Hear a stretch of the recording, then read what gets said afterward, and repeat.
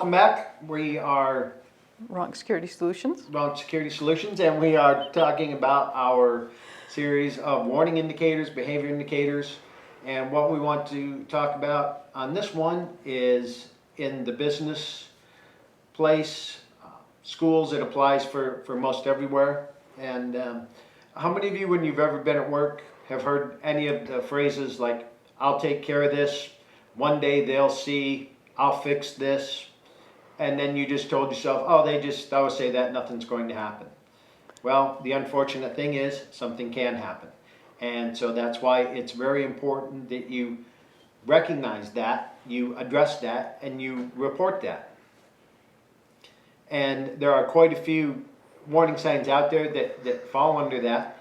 But one of them that we want to talk about and address today Is the resistance to or overreaction to policy changes, and what else? Oh, and procedures.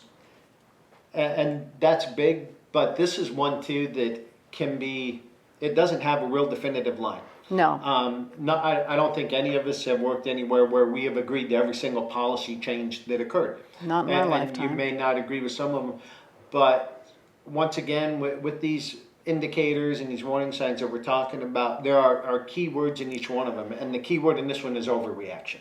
Yes. If you have somebody that every single policy change comes down, they overreact to it, I'm not going to do this, I'm not going to put up with this anymore, you can't make me do this.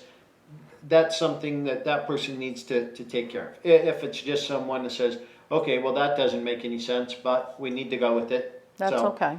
Then that's probably an acceptable reaction to it. So the biggest thing is the overreaction, and you can't just let someone make a comment and then just let it go and say, oh, well, they're always like that. Oh, they make that comment. Nothing's going to happen. They're too afraid to do something. You can't ever assume that. You always have to take that, and you have to either talk to them about it, you need to let somebody else know about it, report it to somebody. You really need to listen to tone of voice too when people say things, because somebody can say, well, I'll take care of that, as in I'll take care of that job or whatever that I was just told to do. But if somebody looks at you and goes, oh yeah, I'll take care of that, or they've just been in an argument with a boss or a coworker over something, yeah, I'll fix you. That I'll fix you is a flag, and you need to, I've seen coworkers go and try to calm them down and make it better, and it might make it better for a minute or two, but you got to go beyond that, make it better for a minute or two, because there might be more underlying things going on that need to be addressed so that it doesn't go beyond that point. And that is important. It's important to take the whole concept into view. A week ago, did they get counseled by their boss over something with work? Are there domestic problems coming into play? Yes. Are different things? Is this something that is escalating, or is it just something that Popped up for a minute or two? Popped up for a minute, they calmed back down, came off of it, and did it, because with a lot of the cases, it has been going on for active shooter cases. It's been going on for a long time. It's an escalation, so you want to stop it before it escalates up to that. Right. So it is something that needs to be addressed, and then from that depends, What get next? the overall, get all the answers you can, get all the.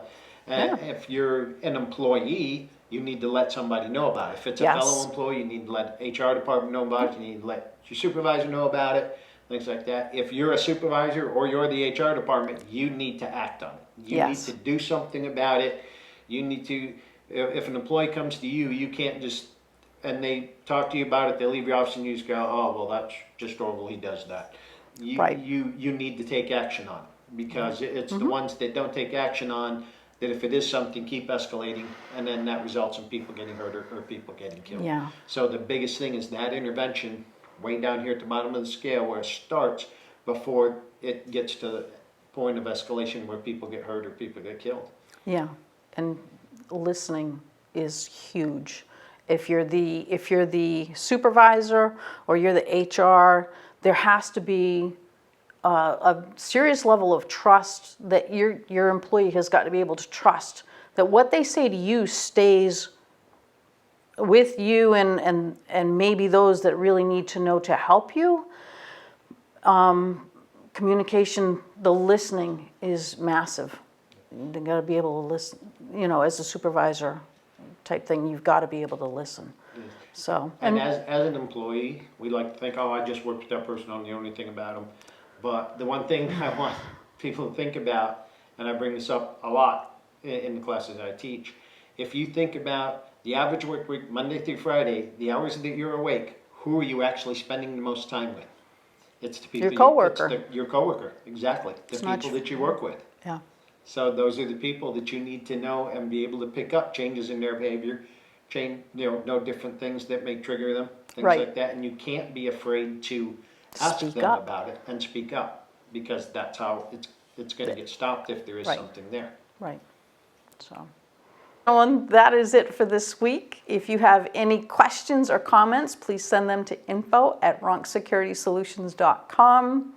What am I Or you forgetting? can go to our website at www.ronksecurity.solutions.com.